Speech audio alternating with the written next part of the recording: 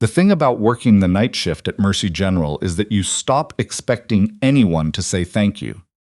Fiona Callard had learned that early, sometime around her second year as a registered nurse, when she'd pulled a double shift on Christmas Eve, and the only acknowledgement she'd gotten was a sticky note from the charge nurse reminding her to restock the supply cart before she left. She didn't hold it against anyone. That was just how it worked. You clocked in, you did the work, you clocked out. And if a patient squeezed your hand on the way to surgery and said something like, "I'm scared," and you held that hand a little longer than protocol required, well, that stayed between you and the fluorescent lights. She was 31 years old, 5'4", and had the kind of face people forgot the moment she left the room. Not unpleasant, just unremarkable. Brown hair she kept in a bun so tight it pulled at her temples by the end of a 12-hour shift. Glasses she'd been meaning to replace for 2 years. Scrubs that had gone through so many washes the color had faded from teal to something closer to old dishwater. She drove a 2014 Honda Civic with a cracked side mirror and a back seat full of nursing textbooks she kept meaning to donate. She was, in every visible sense, exactly the kind of person people looked past. The day it happened was a Thursday in March. Not dramatic weather, no storm rolling in, no ominous gray sky. Just cold and flat and ordinary, the kind of day that exists solely to fill space on a calendar. Fiona had come off a 10-hour shift and stopped at Hargrove's, a grocery store about 6 blocks from her apartment, because she'd been out of coffee for 3 days and was beginning to lose her ability to function like a human being. She was still in her scrubs. She hadn't even thought about it. You stop noticing what you're wearing after a while. She grabbed a basket at the door, picked up coffee, picked up eggs, grabbed a box of the cereal she'd been eating since college, because the price never changed and neither did she. She was heading toward the bread aisle when she reached into her bag for her phone and knocked a jar of pasta sauce off the shelf. It hit the floor and shattered. Red sauce spread across the white tile like something out of a crime scene. Fiona stood there for half a second, already reaching for her phone to call it in to someone, already thinking about whether she had paper towels in her basket, when a voice hit her like a bucket of cold water. "Seriously? Watch where you're standing." She looked up. The woman was maybe 50, wearing a camel coat that probably cost more than Fiona's monthly rent, holding a basket that contained exactly 2 items, a bottle of sparkling water and a block of imported cheese. Her hair was the kind of blonde that required a great deal of money and effort to look effortless. She was looking at the broken jar the way people look at something that has personally offended them. "I'm sorry," Fiona said automatically. "I'll find someone to clean it up. You should have been paying attention." The woman stepped deliberately around the mess, making a show of lifting the hem of her coat. These aisles are narrow enough without people just standing in the middle of them. Fiona blinked. It was an accident. Obviously. The woman's eyes traveled down Fiona's scrubs, then back up, in the particular way that was designed to make you feel like something scraped off a shoe. "Some of us are trying to shop." She walked away. Fiona stood there for a moment with red sauce drying at the edges and a hollow feeling opening up in her chest. It wasn't the first time. It probably wouldn't be the last. She found a store employee, a teenager named Marcus, according to his name tag, and told him about the mess. He thanked her. She thanked him back. She went and got her bread. At the checkout, there were 4 registers open and 3 of them had lines. Fiona got into the shortest one, set her basket on the belt, and started unloading her items. That was when the man in front of her turned around. He was tall, well over 6 feet, with short dark hair gone slightly silver at the temples, and the kind of posture that didn't come from good intentions. It came from muscle memory. He was wearing civilian clothes, jeans and a gray Henley, but something about the way he stood made the clothes feel like a costume, like he'd put them on that morning the same way he'd put on whatever else the day required. He had a dog with him, a Belgian Malinois, lean and alert, sitting perfectly still on a padded vest that read "Surface Dog" in bright yellow letters. The dog wasn't looking at Fiona. It was watching everything and nothing, the way dogs do when they've been trained to notice things people miss. The man glanced at Fiona's items on the belt. Then he looked at her face. She was still carrying the expression she got after interactions like the one in the pasta aisle. Not upset exactly, just slightly diminished, like something had been subtracted from her. "You the one who broke the sauce?" he asked. She blinked. Yes, I was in the next aisle. Heard the whole thing. He said it the way people state facts. No apology for the eavesdropping, no softening of the delivery. That woman was out of line. Fiona didn't know what to say to that. It's fine, she said. The way she always said things were fine. He turned back to his items without further comment. She finished unloading her basket. His name, she would learn later, was Roan Teller. She didn't think about him again until she came back to Hargroves the following Tuesday. She hadn't been planning to. She needed milk, that was all. She was in and out in under 10 minutes, and she was almost to the door when she heard a commotion near the customer service desk. The woman in the camel coat was back. She was speaking to a store manager, a heavy-set man named Dale, according to his badge, in the clipped, controlled voice of someone who had never in their life been told no and found the concept genuinely bewildering. She was pointing at something. Fiona slowed her steps, not deliberately eavesdropping, just slowing. Inappropriate, the woman was saying. Animals in grocery stores. There are health codes. Ma'am, service animals are federally protected under the ADA. I understand that, she said, in a tone that made clear she found the law personally inconvenient. What I'm saying is that it's disruptive. That dog has been near the produce section. That's a sanitation issue. The dog is wearing a certified vest and his handler hasn't allowed him to touch any merchandise. I want to speak to someone above you. Dale, to his credit, held his ground. I'm the store manager, ma'am. Fiona didn't mean to stop walking, but she did. The man from the checkout, Roan, was standing about 10 feet away from all of this, near the entrance, with the Malinois sitting at his left side. He was watching the exchange with an expression that gave nothing away. The dog's ears were up. It was alert, but still, its dark eyes tracking the room. The woman in the camel coat noticed Fiona standing there and seemed to find in her the validation she hadn't gotten from Dale. You see? She said, gesturing vaguely in Fiona's direction. Other customers are uncomfortable. Fiona looked at her. I'm not uncomfortable. The woman blinked. What? I'm not uncomfortable. She heard herself say it again, clearer this time. He's a service dog. He has every right to be here. Silence for a beat. Then the woman's expression curdled. I wasn't talking to you. I know, Fiona said. But you used me as evidence, so I figured I'd weigh in. She didn't know where that came from. She was not, generally speaking, a person who weighed in. She looked over the woman's shoulder and found Roan watching her with an expression she couldn't quite read. It wasn't amusement exactly. It was more like recognition. The woman left without another word, the click of her heels sharp and deliberate on the tile.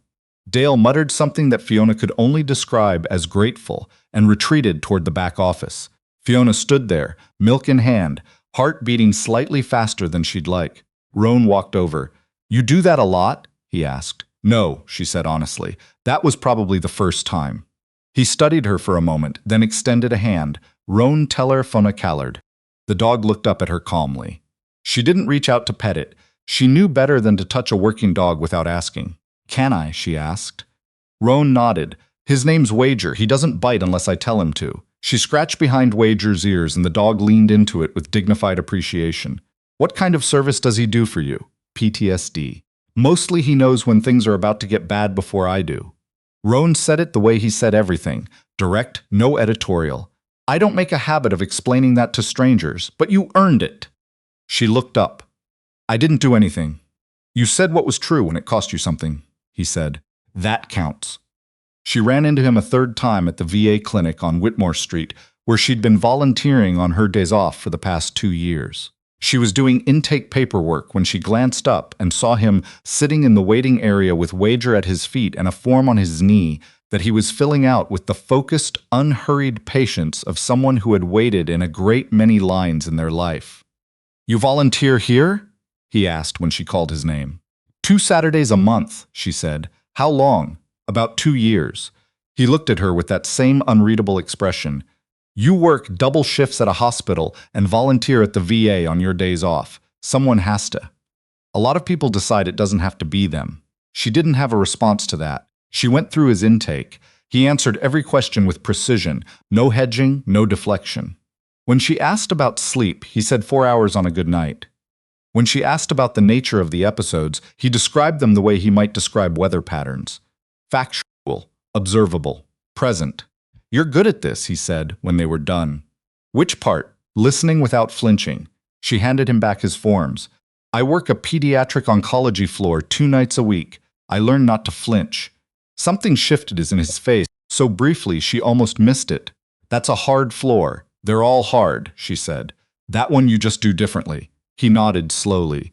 Wager, as if sensing the weight of the moment, put his head on Roan's knee.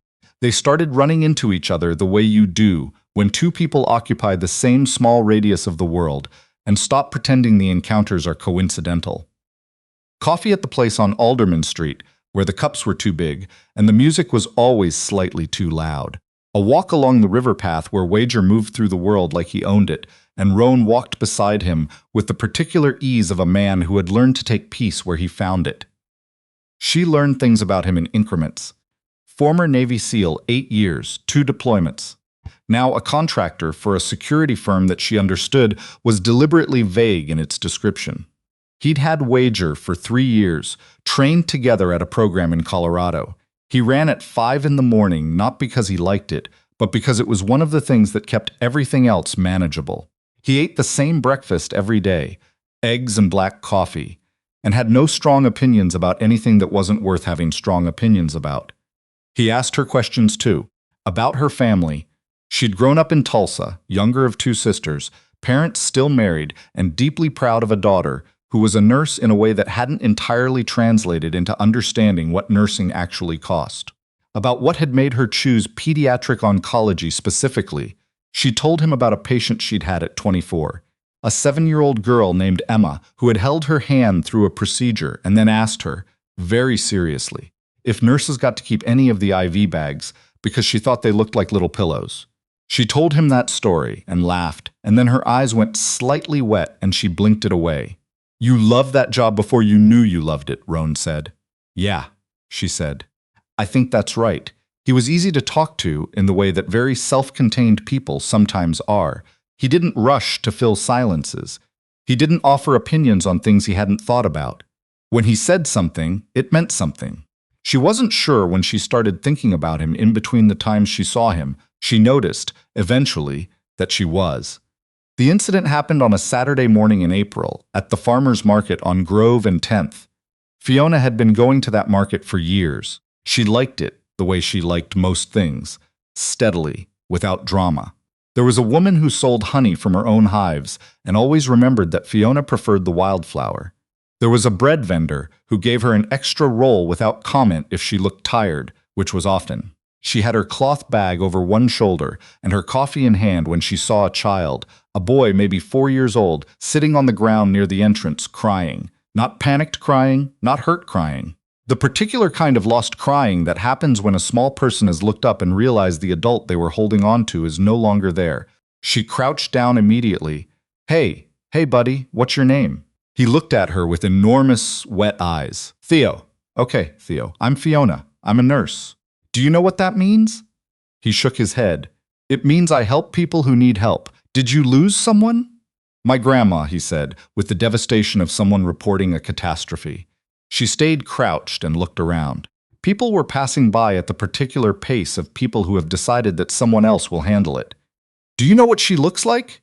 He thought about this very seriously. She has a red coat.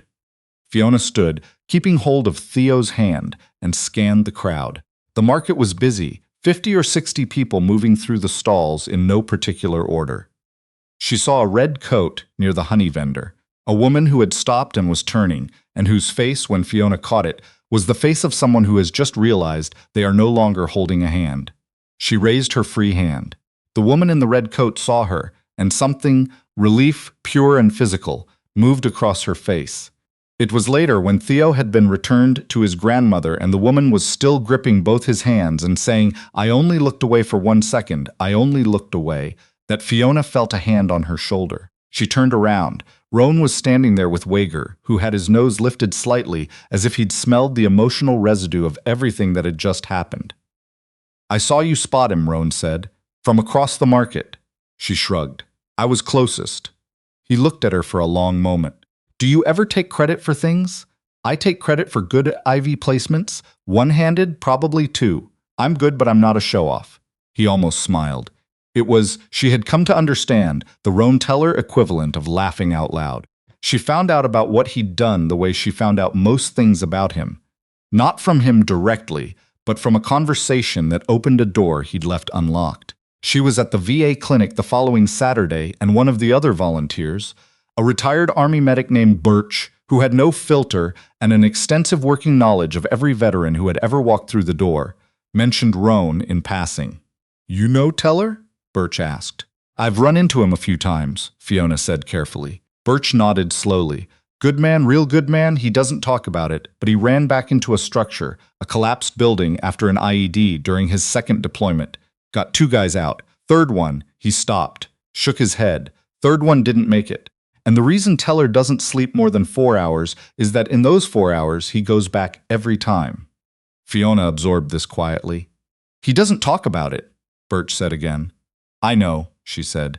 She didn't tell him she already knew about the 4 hours. The following week, she saw the woman in the camel coat for the 3rd time. She was at the pharmacy counter at Hargrove's, picking up a prescription she'd been putting off refilling because the copay had crept up in a way that was slowly becoming genuinely inconvenient. When she heard the voice, sharp, deliberate, coming from the cosmetics aisle. "I asked for your manager 20 minutes ago." Fiona didn't look. She knew the voice. "Ma'am, I'm trying to find. I don't want you to try. I want him here." The young woman behind the pharmacy counter. Her name tag said Delia, and she had the exhausted look of someone who has been absorbing other people's cruelty since her shift started, glanced at Fiona with a look that communicated everything without words. Fiona picked up her prescription bag, hesitated, then walked toward the cosmetics aisle.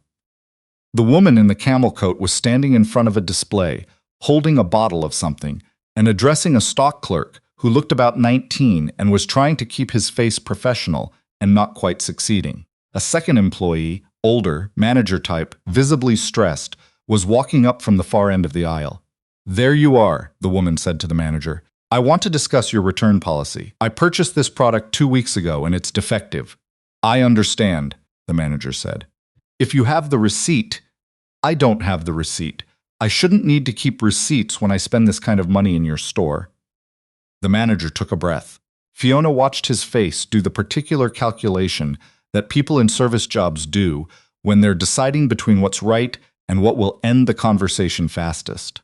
"I can offer you store credit. I want a full refund. Without the receipt, our policy is..." "I don't care about your policy." The woman's voice had taken on that precision that Fiona recognized from their first encounter, designed to diminish, to wear down. "Do you know how long I've been a customer here? I've spent thousands of dollars in this store. Thousands. And you're telling me you won't replace a $20 item because I lost a slip of paper?"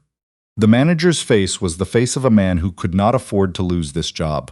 Fiona watched him start to fold, and something in her chest, the same thing that had spoken up in the entrance 3 weeks ago, spoke up again. "The return policy is posted at every register," she said. The woman turned. Fiona was not, at this moment, particularly impressive looking. She had come from a morning shift. Her hair was half out of its bun. She was holding a pharmacy bag. She was wearing the face she wore when she'd been awake for too many hours, which was not the face of someone you would expect to push back on anything. "You again," the woman said. "I volunteer here on weekends," Fiona said. It wasn't technically true. She volunteered at the VA, but the effect was what she was after. "You were in here last week, same situation. Different manager. This was a guess." But she watched the woman's expression flicker with something that told her the guess had landed close. "The policy is 30 days with receipt or exchange only," Fiona said. She didn't know if this was accurate. It didn't matter. "You've been here 3 times in the past month. This man," she nodded toward the manager, "has a job to do, and it doesn't include absorbing whatever is making your morning difficult." Silence. The 19-year-old stock clerk was staring at her. The manager was staring at her. The woman in the camel coat was staring at her. Then the woman set the bottle down on the shelf, picked up her bag, and walked out. The manager exhaled audibly.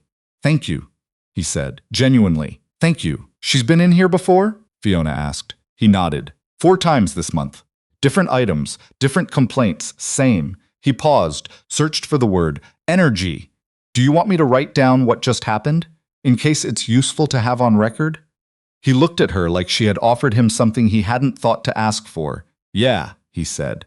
That would actually be really helpful.